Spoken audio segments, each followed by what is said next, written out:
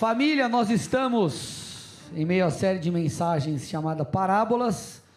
Como é do seu conhecimento, nós estamos mergulhando profundamente nas parábolas de Jesus. Parábolas são preciosas, poderosas, porque são histórias com coisas bem do dia a dia, e nas quais Jesus traz revelações profundas sobre verdades espirituais. Nós já estamos na 8ª mensagem da série, e hoje nós vamos aprender sobre a parábola do fariseu e do publicano. Hoje nós vamos ser encorajados, confrontados e impulsionados a aprendermos a diferença entre uma espiritualidade genuína e uma espiritualidade falsa. Então você vai perceber qual é a espiritualidade verdadeira e qual é uma espiritualidade fake. E no final das coisas você vai perceber que uma das coisas, uma das verdades que o Senhor pede para eu e você nos atentarmos, é para as questões internas, para o estado do nosso coração. Vocês estão preparados aí ou não? Sim ou não, igreja? Vamos lá! Aleluia! Então abra comigo a sua Bíblia em Lucas 18. Nós vamos ler dos versículos 9 ao 14. Diz assim o texto: Jesus também contou esta parábola para alguns que confiavam em si mesmos, por se considerarem justos, e desprezavam os outros. 2 homens foram ao templo para orar. Um era fariseu e o outro era publicano. O fariseu ficou em pé e orava de si para si mesmo dessa forma: ó Deus, graças te dou, porque eu não sou como os demais homens, roubadores, injustos e adúlteros, nem ainda como esse publicano. Eu jejuo 2 vezes por semana e dou o dízimo de tudo que eu ganho. O publicano, estando em pé de longe, nem mesmo ousava levantar os olhos para o céu, mas batia no peito dizendo: ó Deus, tem pena de mim, que sou pecador. Digo a vocês que o publicano, desceu justificado para a sua casa, e não aquele. Porque todo o que se exalta será humilhado, mas o que se humilha será exaltado. Gente, nós vamos aprender basicamente aqui 3 lições práticas sobre esta verdade que essa parábola tem para nos ensinar. Mas antes eu preciso introduzir, trazer alguns fundamentos aqui, para que vocês entendam o peso disso que Jesus estava dizendo.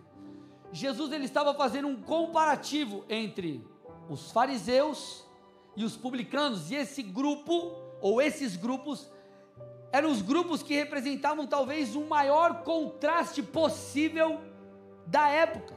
Então naquele tempo esses eram os grupos que eles eram mais opostos entre si. O primeiro grupo era o grupo dos fariseus. Gente, o fariseu, ou os fariseus, era um grupo de judeus muito religiosos. Então eles se dedicavam a realmente obedecer toda a lei de Deus. Gente, isso é tão verdade que a parábola conta que o fariseu, ele se apresenta diante do Senhor, mostrando, revelando o seu conhecimento profundo da lei, e contando, vantagem pelas suas práticas espirituais. Então você vê que ele fala do jejum, ele fala dessas questões, como se fosse uma questão de mérito diante de Deus. Já o publicano, ele agiu de maneira diferente. E quem eram os publicanos? Os publicanos, eles eram coletores de impostos.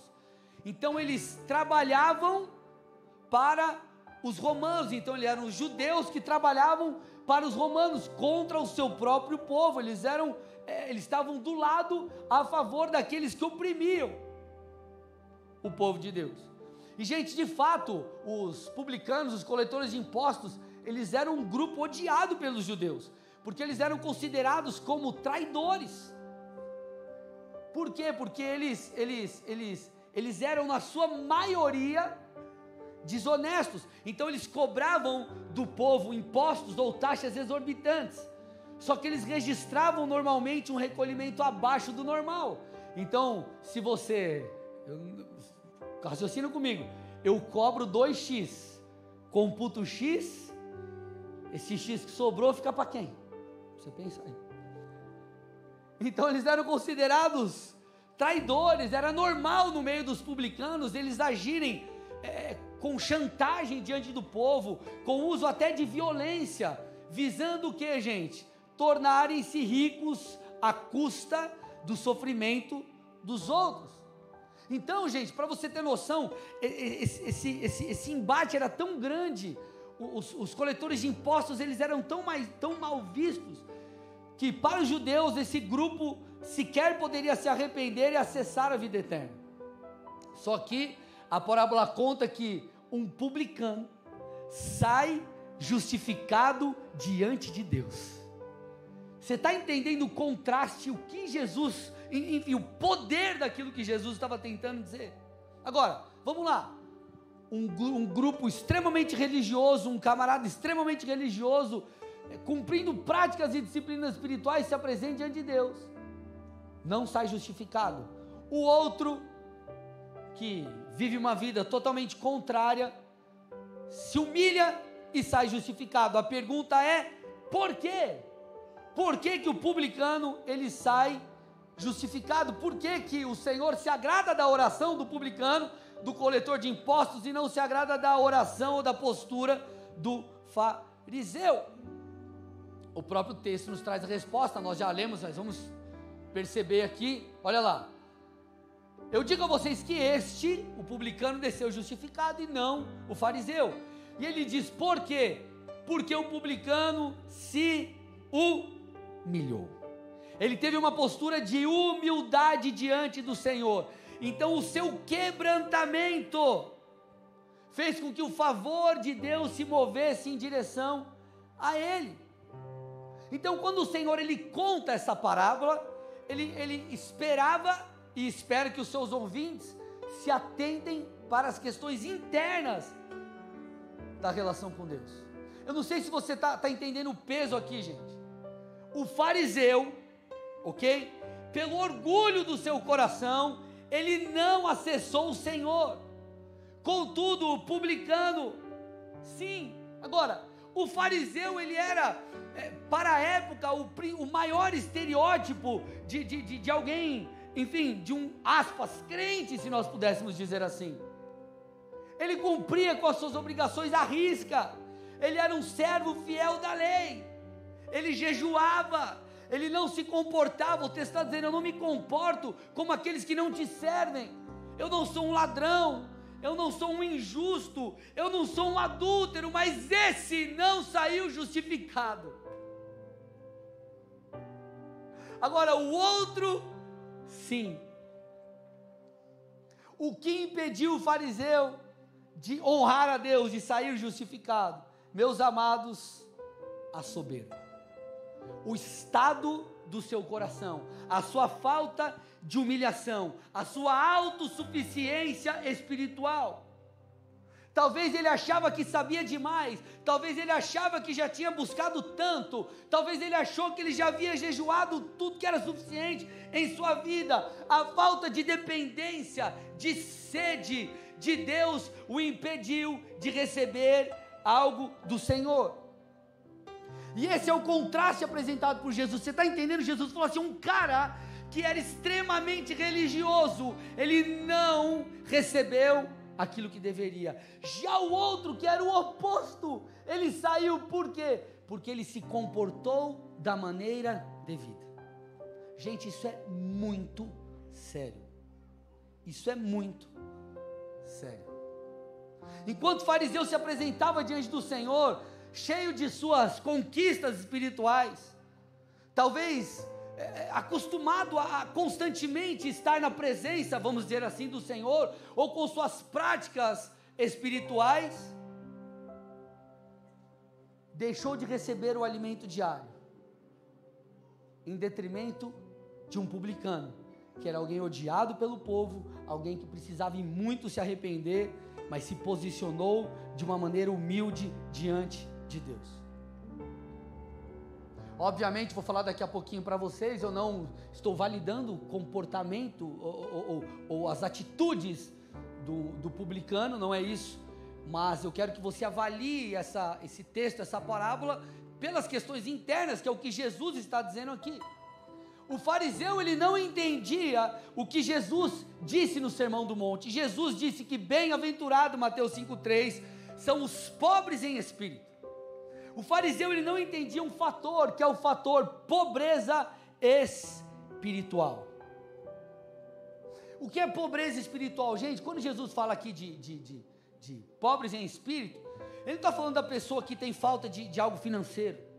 Ele não está falando de uma pobreza intelectual, alguém que às vezes não conhece as coisas. Ele não está falando também, não, mas você tem que se apresentar diante de Deus como um coitadinho. Oh, Jesus, tem misericórdia de mim, coitado, de vitimização ou qualquer outra coisa parecida. Não. Ele está falando sobre uma pobreza espiritual. O que é alguém pobre espiritualmente? É alguém que sabe que precisa conhecer Deus. É alguém que sabe que precisa de crescimento espiritual. É alguém que depende do Senhor. É alguém que fala: Senhor, eu preciso de Ti. Esses terão acesso ao reino. São os quebrantados de coração.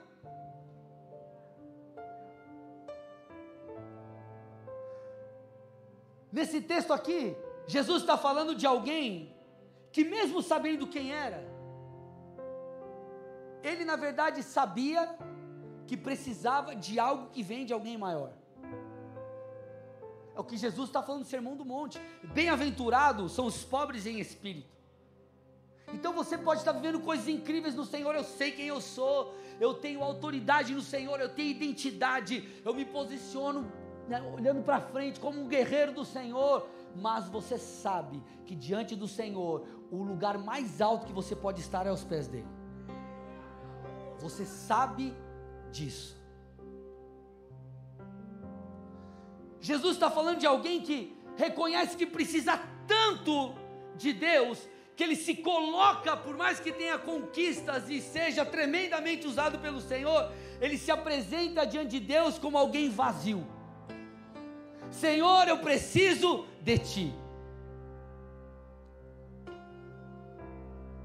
Jesus está falando de alguém que tem um coração sedento, alguém que reconhece que existem muitas coisas que não sabe ainda de Deus, e o Senhor está dizendo: esse sim é bem-aventurado. Quem é feliz? Aquele que é pobre em espírito. Por quê? Porque o seu vazio diante de Deus retorna como algo cheio. Você se apresenta vazio e Ele te enche. Então você será feliz, você será bem-aventurado, porque você é alguém que se apresenta como alguém que tem necessidade.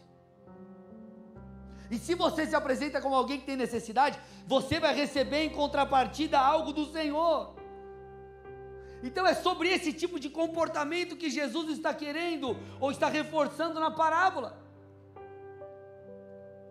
Talvez você esteja vivendo a sua vida cristã mais ou menos como um fariseu, e não entenda como uma ofensa, meus irmãos, entenda como uma instrução de um pai de amor. Talvez você esteja se apresentando, nós estejamos nos apresentando como um fariseu. As nossas práticas religiosas são quase perfeitas. Você cumpre com as suas obrigações, e você ora, você jejua, você lê a Bíblia, você busca, mas o seu coração está longe dele. Você está entendendo que Jesus falou que o publicano saiu justificado, mas o fariseu não? Um dos detalhes interessantes, quando Jesus vai falar sobre os fariseus, está em Mateus 15, versículos 7 e 8.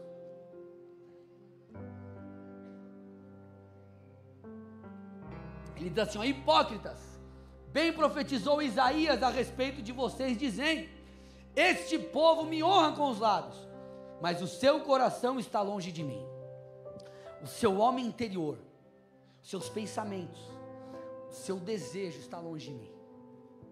Tem as práticas, mas não é algo genuíno. Agora, sabe o que chama a minha atenção? Isso é muito forte. Eu posso falar, gente, ou não? Mesmo? Vocês batem nas costas do irmão do lado e falam: segura. Segura, não é para nós, para todos nós, né? Segura aqui, ó. Ele chama de hipócrita. Sabe o que é hipócrita no original grego? Sabe o que significa hipócrita? Põe o texto para mim de novo, olha lá. Mateus 15. Não posso virar assim, senão aparece a careca. Deixa eu ficar assim. Olhar aqui, né? Hipócritas, bem profetizou Isaías a respeito de vocês. Vocês me honram com os lábios, mas o coração está longe. Hipócrita significa ator, significa artista de teatro. Alguém que finge ser o que não é. Nós tivemos aqui o teatro, algumas semanas atrás. E estavam aqui os atores, eles estavam atuando. Eles não eram essas pessoas. Eles eram outras, mas estavam servindo de um personagem. E o que o Senhor está dizendo, fariseus? Vocês estão atuando. Porque a devoção de vocês não é genuína. Vocês estão apenas interpretando um papel. Não é verdade. Não é um clamor genuíno. É isso que ele está falando do publicano, em detrimento do fariseu. A verdade do publicano era uma: eu sou pecador. Senhor, eu não consigo nem chegar perto. Eu estou com a cabeça baixa. Mas era a verdade dele. O outro: não, Senhor, eu jejuo. Eu não sou como esse cara aqui, ó. O Senhor falou: eu não recebo a sua oração. Isso foi tão pesado que o versículo 12 de Mateus 15 diz, quando Jesus falou sobre a hipocrisia: então, aproximando-se dele, os discípulos disseram: sabia Jesus que os fariseus, ouvindo o que o Senhor disse, ficaram escandalizados? Então ele está falando assim, ó, os fariseus ouviram isso e eles ficaram bem loucos. Jesus, eles ficaram escandalizados. Gente, Jesus, ele estava confrontando aqueles que faziam parte do grupo talvez mais zeloso da época. Ele está dizendo: está vendo aqui, ó, eles são como atores. Uau, gente, Jesus era sinistro. E por que Jesus estava dizendo isso? Jesus não estava invalidando. Os fariseus eram zelosos, existiam coisas ali relevantes, importantes e boas. Mas Jesus estava dizendo: está faltando, uma das coisas que faltava era o coração. Por mais que eles fossem zelosos com as coisas de Deus, e apesar dos abusos, eles eram de fato zelosos. Só que o Senhor está dizendo: ei, não há muitas vezes verdade dentro de vocês. É óbvio, gente, que na vida cristã nós passamos por altos e baixos. Existem momentos que você está buscando a Deus, talvez na tua casa ou num culto, e parece, irmão, parece que Deus não te ouve. Parece que você está falando com o Senhor e o Wi-Fi está desligado. Não dá mais, não recebe a oração, parece que Ele não fala com você. E faz parte. Faz parte da tua vida com Deus, faz parte do teu aprendizado sobre disciplinas espirituais. Por quê? Você não tem que buscar a Deus porque você sente, ou em detrimento daquilo que você vai sentir. Você está buscando a pessoa, você está se relacionando com a pessoa do Espírito e não com a sensação do Espírito. Vocês estão aqui? Você não está buscando um benefício, você está buscando Deus, ok? Faz parte do aprendizado, faz parte da nossa jornada com Deus. Nem sempre você vai estar queimando. Agora, uma coisa é você enfrentar os desertos na sua alma, outra coisa é você perdeu de muito tempo a vontade de estar com Deus. É totalmente diferente. Vocês estão aqui ou não? É muito diferente. É muito diferente. O nosso coração precisa clamar pelo Senhor. Nós vamos obedecê-lo, nós vamos servi-lo, nós vamos pagar o preço, nós vamos caminhar muitas vezes por fé, sem sentir, nós vamos buscar, independente se estamos recebendo algo ou não, enfim, mas tudo isso nós fazemos porque nós o amamos. Salmo 51, Davi disse o seguinte, põe para mim aí: pois não te agradas de sacrifícios, do contrário eu os ofereceria, e não tens prazer em holocaustos. Sacrifício agradável é o espírito quebrantado. Coração quebrantado e contrito não o desprezarás, ó Deus. Quando que Davi escreve esse salmo? Davi escreve esse salmo, gente, depois de ele ter adulterado, depois de ele ter caído com Batseba, ter feito toda aquela coisa que ele fez. E aqui você vê Davi expondo a sua alma. O interessante é que Davi está falando sobre a dinâmica de ser perdoado. Davi está dizendo, de nada adianta eu oferecer um sacrifício de animais, pelo meu perdão, se não houver um arrependimento genuíno.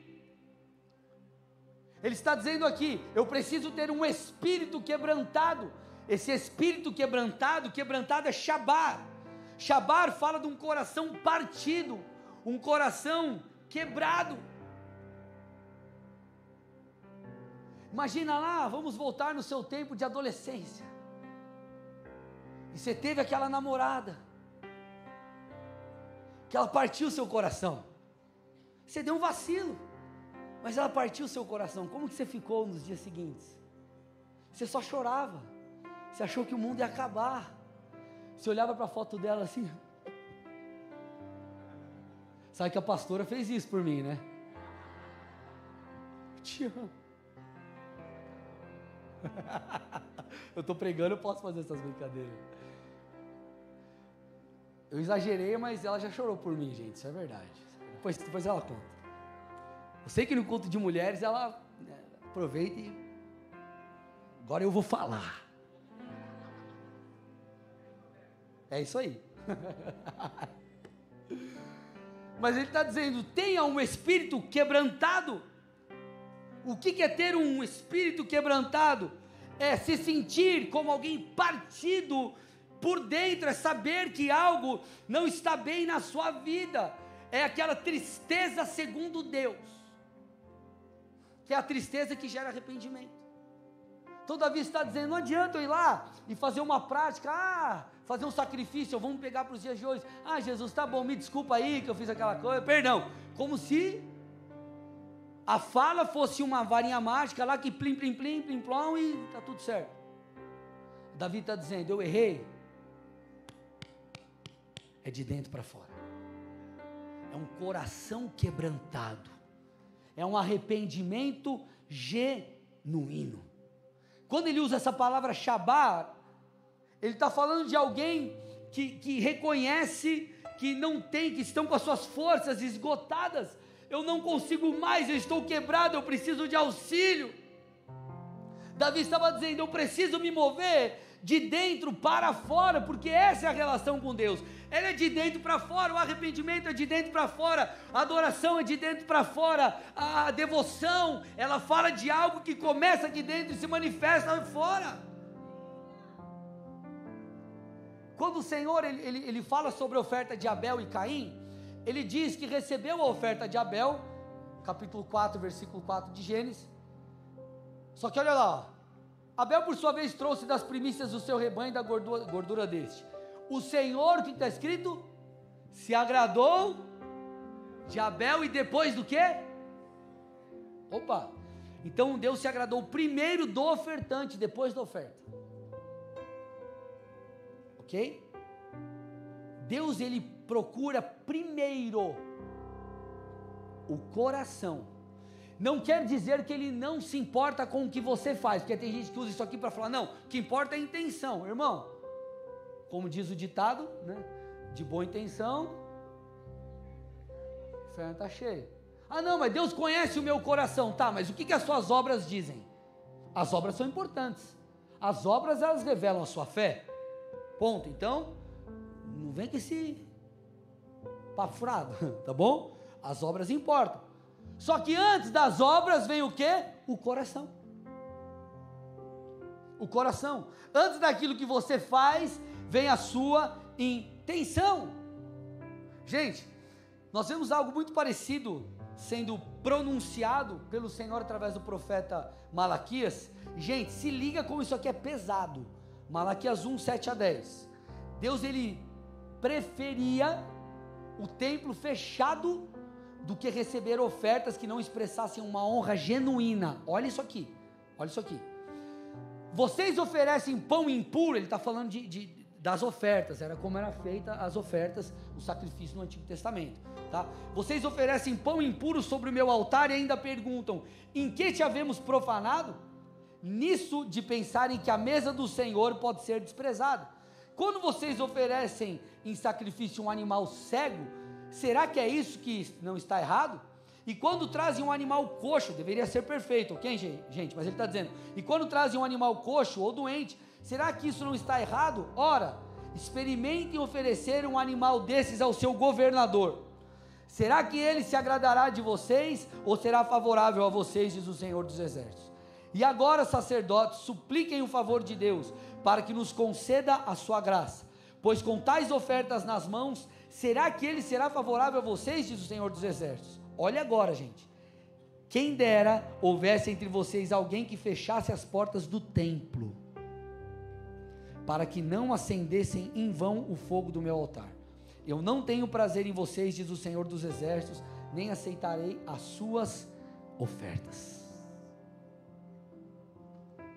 O Senhor está dizendo, eu quero algo genuíno, eu não quero apenas uma prática.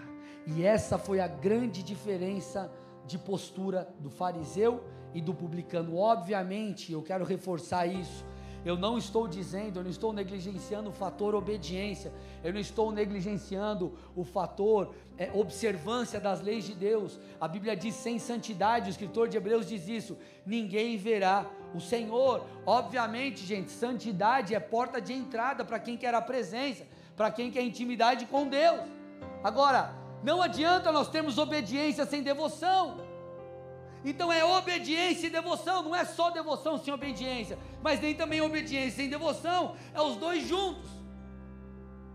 Então, gente, como que eu e você podemos fazer para ajustarmos o nosso coração? E esse tipo de mensagem, gente, ele constantemente, é uma mensagem constantemente necessária para corrigir a rota, porque nós estamos em uma jornada, e nessa jornada nós lidamos com muitas coisas em nossa alma, e às vezes, meus amados, nós estamos em práticas, tentando ser fiéis a Deus com a maior boa vontade, mas nós nos esquecemos do ponto principal. Nós esquecemos do ponto principal. Então, como manter o nosso coração ajustado? Como manter um coração apaixonado por Jesus? Como? Quero falar sobre 3 coisas. A primeira delas, compreenda que você não é merecedor. Gente, eu quero que vocês precisam entender isso. Esse é um fundamento de extrema importância na nossa relação com Deus. Eu e você, nós não somos merecedores da presença.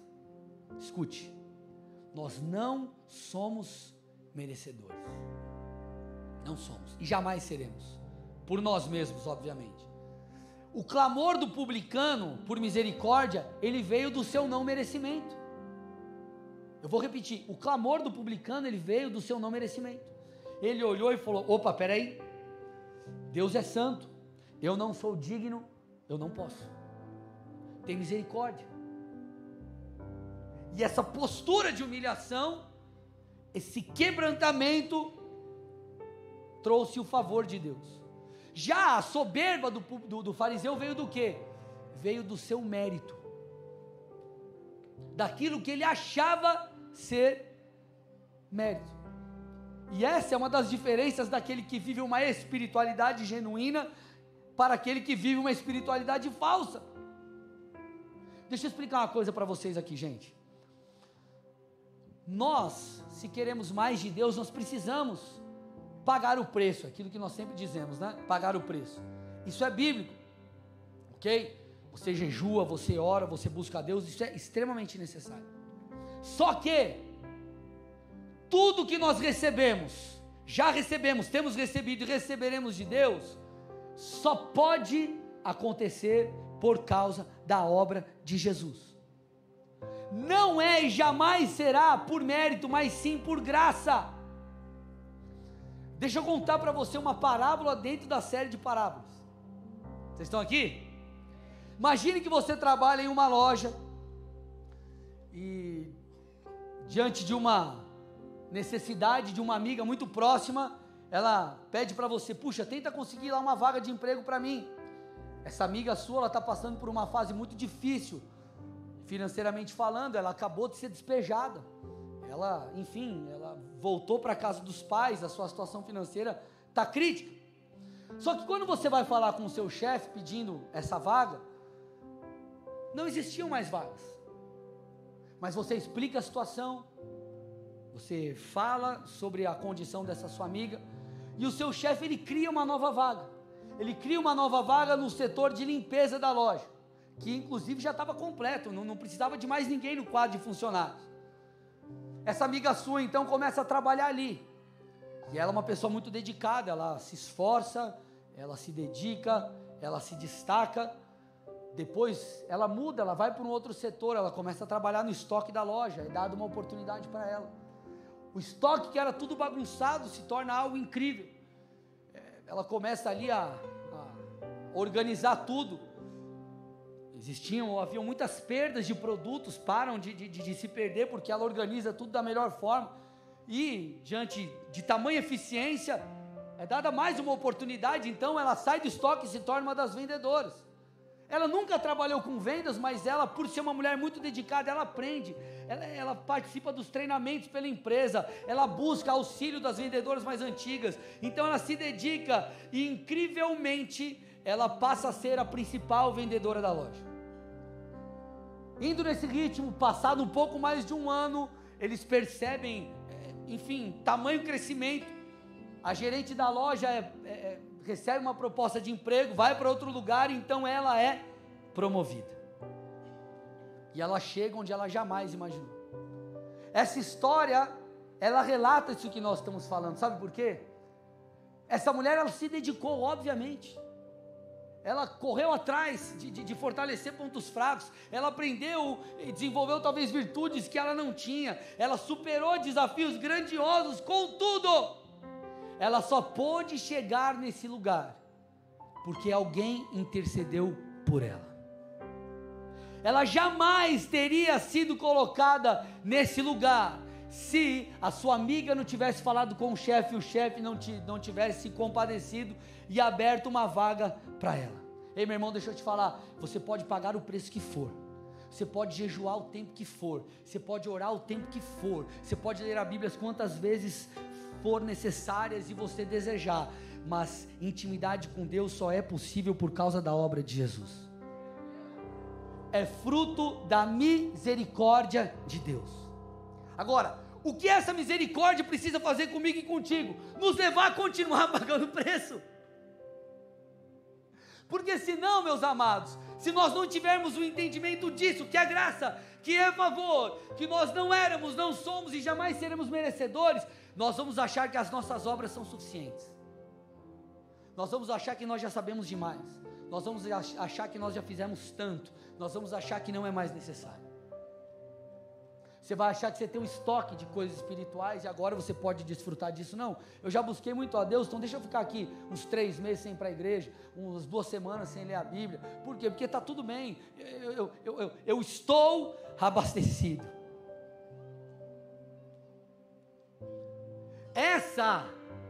Esse favor, ou o entendimento dessa graça, precisa estar em nossa consciência. Eu não mereço, mas eu tenho acesso. Nós não merecemos, mas nós temos acesso. E essa consciência precisa nos levar a buscar a Deus, a valorizar a presença de Deus. Porque senão, amados, daqui a pouco se torna mais um culto.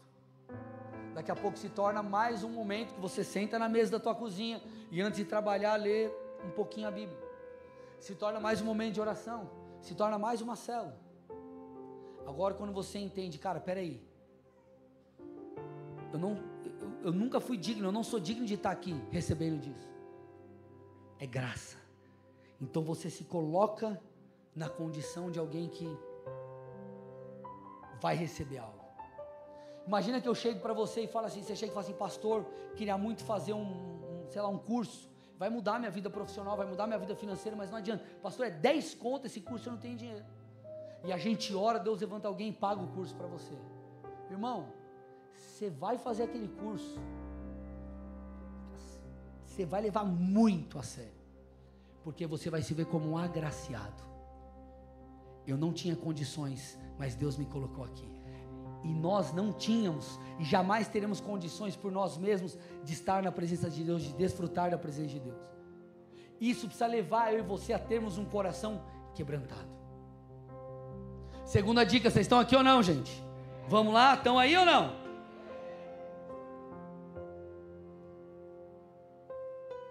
Se mantenha consciente das coisas do alto. Para que o nosso coração continue ajustado, nós precisamos nos manter conscientes das coisas celestiais. E gente, esse é um desafio em meio à cultura que nós vivemos, em meio à tamanha correria que nós temos no nosso dia a dia. Só que nós temos que entender algo que Jesus disse. Jesus, ele nos prometeu vida em abundância, e vida em abundância alcança todas as áreas, inclusive a vida espiritual, o relacionamento com Deus. E ele fala de uma coisa que às vezes nós não percebemos. Jesus fala assim, toma cuidado com todo tipo de ladrão. João 10:10, olha o que ele disse: o ladrão vem para roubar, matar e destruir.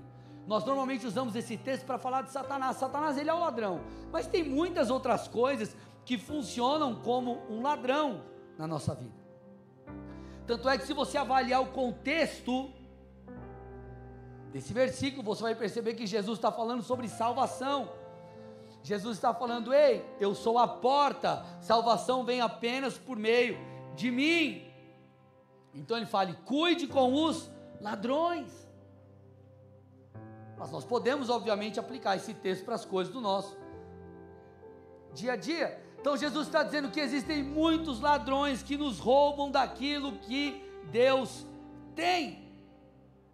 E uma das funções um dos ofícios do ladrão, espiritualmente falando, é te roubar das coisas do alto. É desconectar o teu coração, tua mente, das coisas celestiais e fazer com que você fixe apenas nas coisas terrenas. Várias coisas funcionam como ladrão em nossas vidas.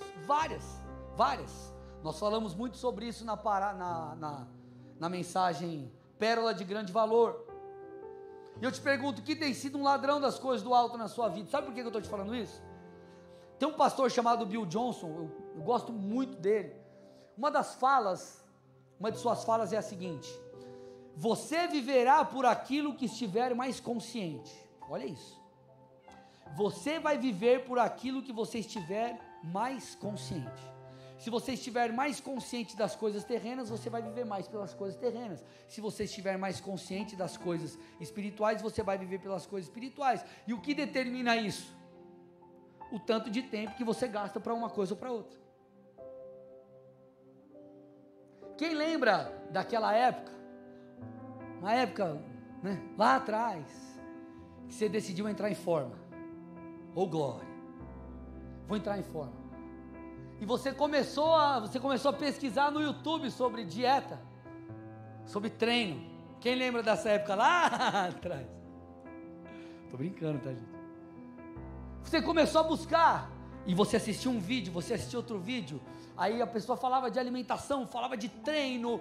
Daqui a pouco, quando você chegava ali de manhã, e tua mulher chegava e falava, amor, você quer aquilo que eu fiz ontem para você comer, um pão francês quentinho com Nutella? Aí você se lembra da voz daquele nutricionista no vídeo do YouTube: açúcar é do demônio.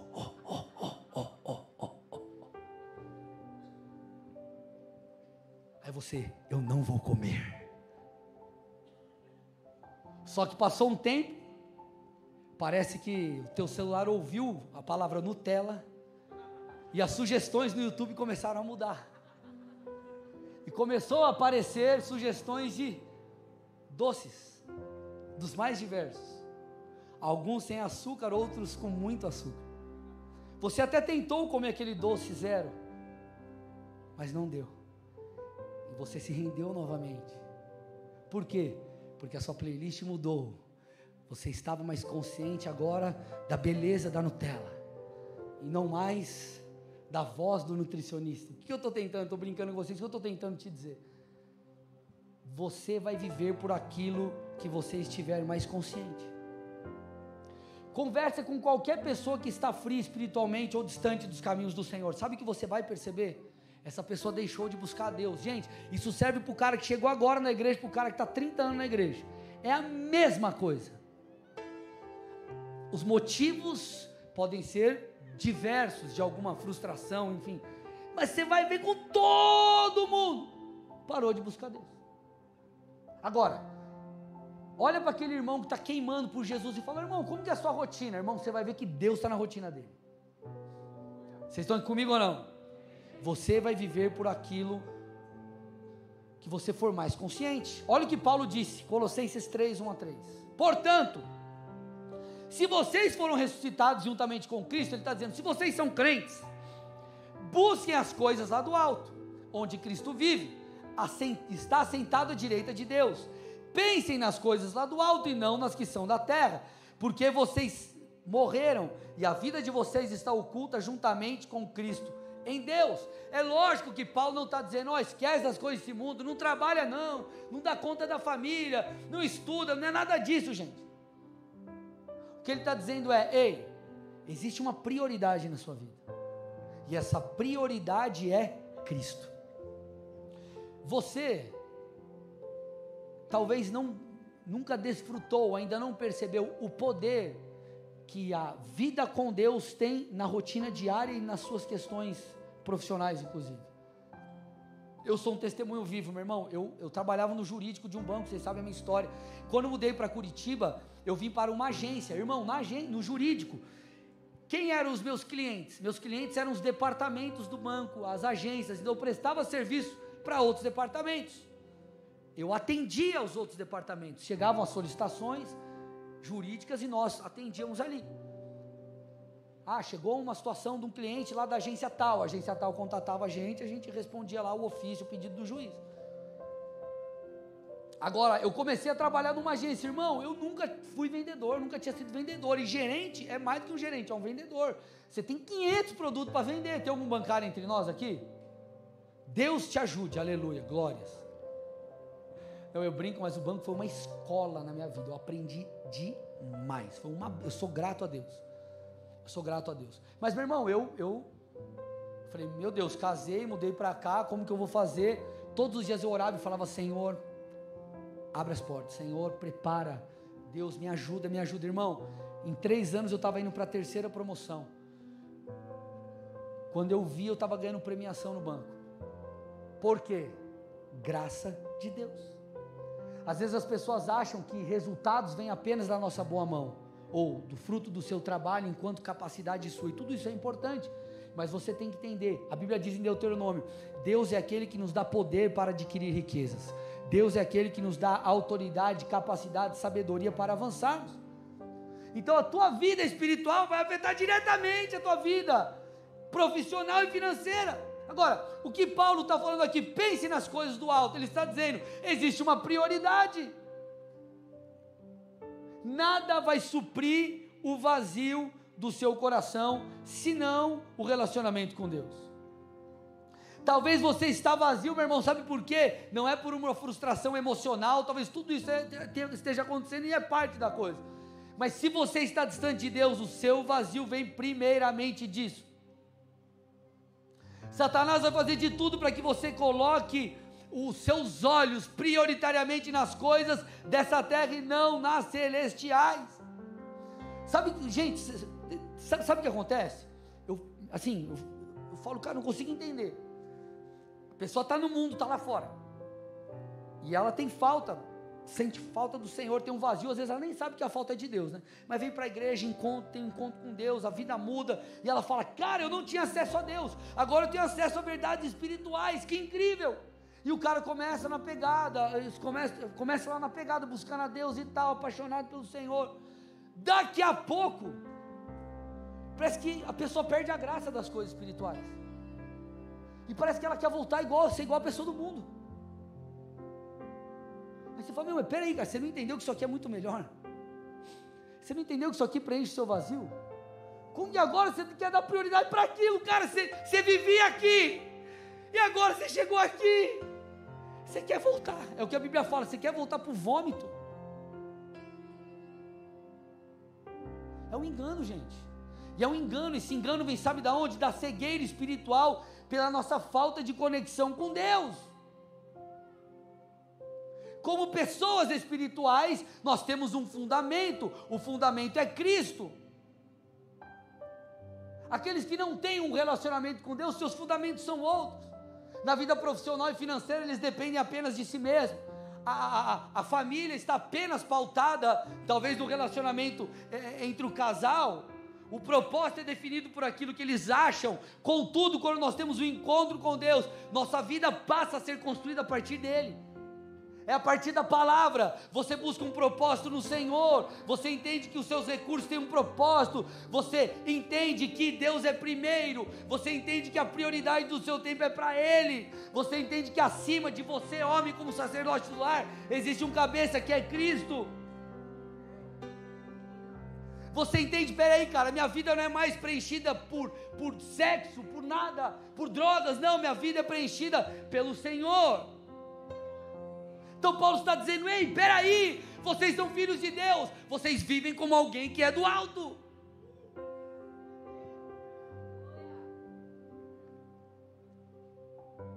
Gente, a Bíblia diz, nos tempos do fim, eu estava conversando com meu cunhado hoje, no almoço ali, e a gente conversando, eu falei, cara, o mundão está louco. E você começa a ouvir as notícias, você começa a perceber as coisas que acontecem por aí, e você vê o relato de 2 Timóteo 3, 2-4, ao vivo e a cores. Ele diz que no final dos tempos os seres humanos serão egoístas, avarentos, orgulhosos, arrogantes, blasfemadores, desobedientes aos pais, ingratos, ímpios, sem afeição natural, implacáveis, caluniadores, sem domínio de si, cruéis, inimigos do bem, traidores, atrevidos, convencidos, mais amigos dos prazeres do que amigos de Deus. Gente, esse é o retrato daqueles que estão lá fora. Mas, infelizmente, é um retrato de muitos de dentro. Isso é terrível, gente. Essa palavra precisa nos confrontar. Paulo está falando a Timóteo e trazendo uma instrução para a igreja. A Bíblia diz que o reino de Deus está dentro de nós. E se o reino de Deus está dentro de nós, quem governa o nosso interior são as verdades do reino, é o Senhor e não aquilo que está lá fora. Então você não pode ser um crente que vive com a mentalidade de quem não é crente. Você não pode ser um crente querendo buscar ou ter a satisfação da sua vida em outras coisas. Irmão, já era, você é crente, você não presta mais para o mundo. Acabou, já era. Já era.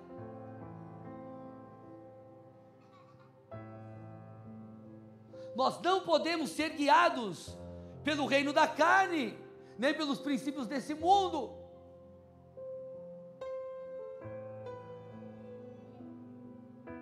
Então nós precisamos nos manter conscientes das coisas do alto. Isso vai produzir em mim e você quebrantamento. Isso vai produzir em mim e você devoção. E por mais que nós tenhamos as práticas espirituais, nós vamos chegar diante de Deus e vamos falar assim: Senhor, eu tenho orado, eu tenho jejuado, mas tudo isso porque eu quero mais. Eu sei que eu tenho feito essas coisas porque o Senhor tem me ajudado, mas isso não é mérito, é a tua graça. Então, Senhor, derrama mais sobre mim, me enche, Jesus. Você vai chegar com práticas, com disciplinas espirituais válidas, mas com o coração sedento. Terceira coisa para a gente fechar aqui, terceira coisa para a gente terminar a palavra: para você manter o seu coração ajustado, você precisa comer o pão de cada dia. Não acessar o pão de cada dia, não comer o pão de cada dia, é um dos grandes problemas, é um dos grandes ladrões dessa vida apaixonada pelo Senhor. Mateus 6,11, oração que nós chamamos de oração do Pai Nosso. O pão nosso de cada dia nos dá hoje. Normalmente as pessoas usam esse texto para falar de provisão financeira. Deus me dá o pão de cada dia, e isso é válido. Eu falei no momento das ofertas aqui, Deus é um Deus de provisão, mas ele fala prioritariamente sobre o pão espiritual. E meus amados, nós precisamos todos os dias ir até a presença de Deus e pegar esse pão. Você precisa ir até a presença de Deus e comer esse pão. Assim como você acorda de manhã, abre a sua geladeira, e você não come o seu pão com Nutella, aleluia, glórias, mas você faz um ovinho, tá? Pãozinho integral, enfim, cafezinho sem açúcar.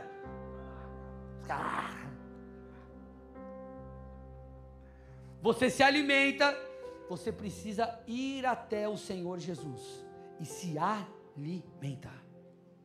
Irmão, se você não vai, não toma o seu café da manhã, enfim, se você não se alimenta, você fica fraco no seu físico, da mesma forma o é espiritualmente. Você fica fraco espiritualmente se você não busca Deus.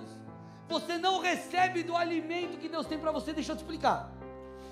Não é só ficar fraco. Deus tem uma porção todos os dias para você. É como se você você vai comer lá, vamos supor, e você tem como chegar na tua casa na hora do almoço, voltar para casa para almoçar. Aí você chega lá, tua esposa, enfim, foi lá e deixou uma comida pronta, um arrozinho top, aquele almoço legal. Aí você pega, abre a geladeira, pega a marmita e fala, não, eu vou comer a marmita. Mas tem um negócio fresco aqui para você, fresquinho, acabei de fazer, eu quero a marmita. Eu quero de ontem. Deixa eu te falar, irmão, Deus tem um alimento diário para mim e para você. O arroz está lá. Se você não come, você perde, irmão. Ele vira comida de ontem no dia seguinte. Vocês estão aqui ou não? Você precisa diariamente buscar a Deus. Pastor, cheguei agora, não sei como eu faço, irmão. Abre a tua Bíblia e leia, que seja um versículo por dia. Coloca uma pregação, vai lá no YouTube, escuta uma pregação. Nós precisamos ir e pegar, nós precisamos capturar aquilo que Deus quer liberar a mim e a você. Nós precisamos nos assentar à mesa com Cristo todos os dias. Sabe o que acontece, meus amados? Muitas vezes nós nos comportamos como aqueles discípulos que encontraram com Cristo na estrada para Emaús. Nós estamos do lado dele, mas nós não percebemos que ele está ali. Nós temos algo disponível, mas a gente não pega. Às vezes você está no culto e não é um culto. Olha o que o texto diz. Naquele mesmo dia, 2 discípulos estavam indo para uma aldeia chamada Emaús, que ficava a uns 10 quilômetros de Jerusalém. E iam conversando a respeito de tudo que tinha acontecido. Enquanto conversavam e discutiam, o próprio Jesus se aproximou e ia com eles. Porém, os olhos deles estavam como que impedidos de o reconhecer. O Jesus ressurreto apareceu. E eles estavam trocando ideia. Jesus aparece. E eles, tipo assim, Jesus não está aqui. Quantas vezes nós agimos assim, irmãos? Jesus está aqui, mas você não está. Jesus está na mesa da sua cozinha, olhando para você, mas você não está ali com Ele. Você está orando, mas você está como esses dois aqui. Eu não vejo Jesus. Deixa eu te falar, irmãos, nós precisamos aprender a interagir com a presença de Deus. Nós precisamos aprender a nos relacionar com a glória de Deus. Nós precisamos como que ir e pegar aquilo que está disponível para mim e para você. E eu quero dar 2 dicas para vocês aqui, para que a gente possa fazer isso. A primeira, diz respeito ao coração.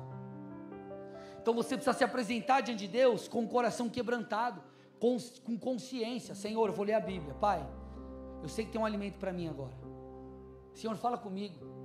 Abre os meus olhos espirituais, me ajude a ver, a perceber, me confronta, me fala comigo, me enche, me visita. Deus, eu quero algo do Senhor. Eu não estou aqui numa prática vazia espiritual, mas eu estou diante de um Deus que é vivo, então fala comigo. E aí você vai ler tua Bíblia, irmão.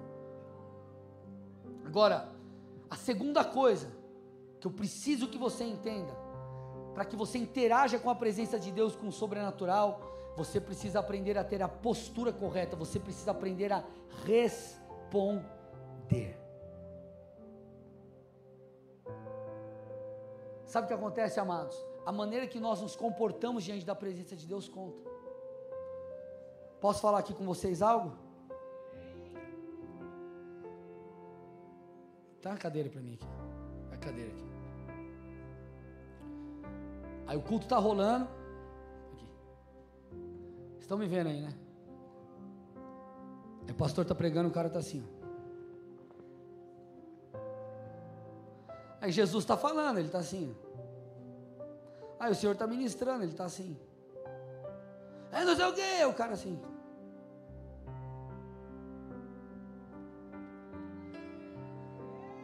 Deixa eu te falar uma coisa. Ah, pastor, mas meu coração, eu estou ouvindo, eu estou prestando atenção. Mas e a reverência? Vocês estão aqui? Tudo isso é importante. A resposta que nós damos, ela é importante. Como você se comporta no meio do louvor importa. Imagina se eu estivesse pregando aqui e eu estou... Ô, gente, só um pouquinho, gente, deixa eu responder um WhatsApp aqui. Isso é importante, tá, gente? Estou aqui no culto, já te chamo aí, tá? Beleza?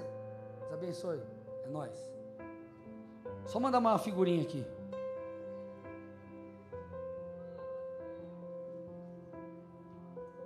A tua resposta, escute, a maneira que você se comporta, ela nem sempre manifesta uma espiritualidade, mas quando você deseja Deus, alguma resposta correta você dá. Quando Deus faz uma sarça para chamar a atenção de Moisés, Deus chama a atenção de Moisés, porque Moisés ele estava no deserto. Então um arbusto seco começa a pegar fogo, é para aquilo se consumir rapidamente. Então aquilo não se consome. Moisés olha e fala: peraí, está pegando fogo isso aqui, não torra tudo, não acaba tudo?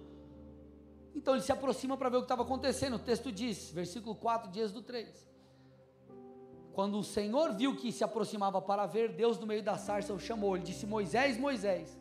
Olha o que a Bíblia diz. Moisés respondeu: eis-me aqui. Ele deu uma resposta: Deus, eu estou aqui, eu estou prestando atenção. Quando Deus fala com Samuel, ainda jovem, o que ele fala? Senhor, pode falar que o teu servo ouve. Eu estou aqui, me colocando diante da sua presença, da maneira devida. Um outro relato, Marcos 2, 1-4. Depois disso, Jesus entrou de novo em Cafarnaum, e logo se ouviu dizer que ele estava em casa. Muitos se reuniram ali a ponto de não haver lugar, nem mesmo junto à porta, e Jesus anunciava-lhes a palavra. Trouxeram-lhe então um paralítico, carregado por 4 homens. Então Jesus estava pregando, o lugar estava bombando, não tinha como as pessoas terem acesso. Só que os amigos trouxeram, 4 pessoas trouxeram um paralítico. E o texto diz: e não podendo se aproximar de Jesus por causa da multidão, eles removeram o telhado no ponto correspondente ao lugar onde Jesus se encontrava, e pela abertura desceram o leito em que o paralítico estava deitado. Qual foi o resultado, gente? Versículos 11 e 12. Eu digo a você: levante-se, pegue o seu leito e vá para casa. Ele se levantou e no mesmo instante, pegando o leito, retirou-se à vista de todos, a ponto de todos o admirarem e darem glória a Deus, dizendo: jamais vimos coisa assim. Eles queriam tanto algo, aquele homem queria tanto a cura, aquelas pessoas, elas estavam tão dispostas a ajudar aquele paralítico, que eles arrancaram o telhado. Por quê? Porque eles queriam algo de Deus, eles agiram diante da presença de Deus. Um outro relato, gente, Marcos 10, 46-52. E foram para Jericó. Quando Jesus saía de Jericó, juntamente com os discípulos e numerosa multidão, Bartimeu, um cego mendigo, filho de Timeu, estava sentado à beira do caminho, e ouvindo que era Jesus o Nazareno, começou a gritar. Gente, esse camarada, ele viu, ele falou: Jesus está passando, o Filho de Deus está passando. Ele começou a gritar. Ele poderia ter falado: não, se Deus quiser me tocar, ele vai vir aqui. Irmão, ele estava ligado no sistema. Deus está aqui, eu vou acessar aquilo que Ele tem para mim. E ele começou a gritar: Jesus, filho de Davi, tenha compaixão de mim. Olha o que aconteceu, gente. E muitos o repreendiam para que se calasse. Então a galera falou: meu, fica quieto. Só que ele gritava cada vez mais: filho de Davi, tem compaixão de mim. Jesus então parou e disse: chamem o cego. Chamem o cego. Chamaram então o cego, dizendo-lhes: coragem, levante-se, porque ele está chamando você. Atirando a capa para o lado, o cego levantou-se de um salto e foi até onde estava Jesus, que lhe perguntou: o que você quer que eu te faça? O cego respondeu: mestre, que eu possa ver de novo. Então Jesus disse: vá, sua fé salvou você. E imediatamente passou a ver e foi seguindo Jesus estrada afora. Aquele cego não mediu esforços para buscar a Deus. Ele fez algo, mas o fez de todo o coração. Os gritos da multidão, a repreensão da multidão não parou. Eu te pergunto, irmão, diante do grito do mundo, qual que é a tua resposta? Qual que é a tua resposta? Diante dos ladrões, qual é a sua resposta? Todos esses relatos e tantos outros nós vemos na palavra, meus irmãos, eles pegaram aquilo que estava disponível. Louvor, vem aqui comigo. Louvor, vem. Louvor, vem. Eles pegaram aquilo que estava disponível. Tem uma porção liberada ou disponível para você a cada dia, inclusive hoje. Qual vai ser a sua postura? O fariseu tinha práticas, mas práticas vazias. O publicano se movia de coração. Mais uma vez, eu estou validando o comportamento de caráter, as práticas do publicano. O que nós estamos falando aqui são de questões internas. Como você se comporta diante de Deus? Deixa eu te falar uma coisa, meu amado. Louvor, momento de louvor e adoração, não é um momento contemplativo, é um momento sacrificial. Eu vou repetir. Momento de louvor não é um momento contemplativo, é um momento sacrificial. Você repara, está rolando louvor. Nós precisamos, meus amados, isso vale para mim. Nós precisamos dar a resposta certa. Você não está num espetáculo, você está num culto. Culto é para cultuar. Quando você está num teatro, por exemplo, você está contemplando: olha que legal, uau, que incrível, nossa, que legal. Você contempla a beleza das coisas, mas você está num culto. Culto é sacrifício. Pastor, mas eu estou mal. É agora que você tem que adorar. Pastor, mas eu estou triste. Entregue um sacrifício de adoração. Pastor, mas você não sabe o que eu estou enfrentando. É agora que você tem que adorar. Grito, pulo. Gritar, pular, se ajoelhar não é sinal de espiritualidade. Contudo, meu irmão, quem é apaixonado se move de alguma forma. Quando você está apaixonado, você fala, a boca fala do que está cheio o coração.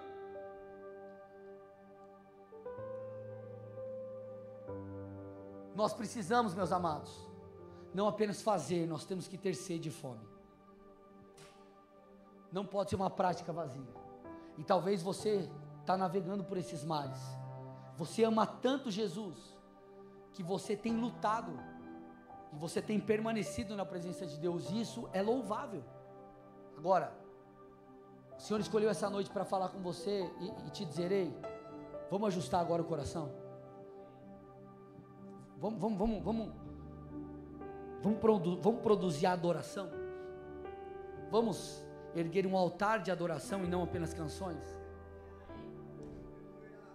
Vamos levantar um incenso, uma oração genuína a Deus e não apenas palavras lançadas ao vento.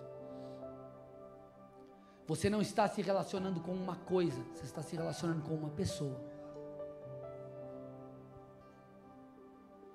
Deus responde, Deus fala e Deus age. Eu quero que você se lembre disso. Nossa, eu estou terminando. Nós não somos dignos de nada, irmãos, mas Deus nos deu o privilégio de estar em sua presença. Ele nos deu o privilégio de estar em sua presença. Nós precisamos também comer o pão de cada dia. E isso vai se tornar cada vez mais real à medida que nos tornamos conscientes das coisas do alto. Deixa eu te falar uma coisa, não deixa nada roubar você da presença de Deus. Um namoro, uma promoção, uma bênção. Por isso que o texto ele é genérico em si. O ladrão vem para roubar. Jesus veio para que você tivesse vida em abundância. Então, por favor, não há quantidade de orações, de jejuns que você tenha levantado a Deus, que sejam suficientes para você descobrir uma pequena parte de quem Ele é. Ele é o Deus infinito, e Ele tem pão para você hoje.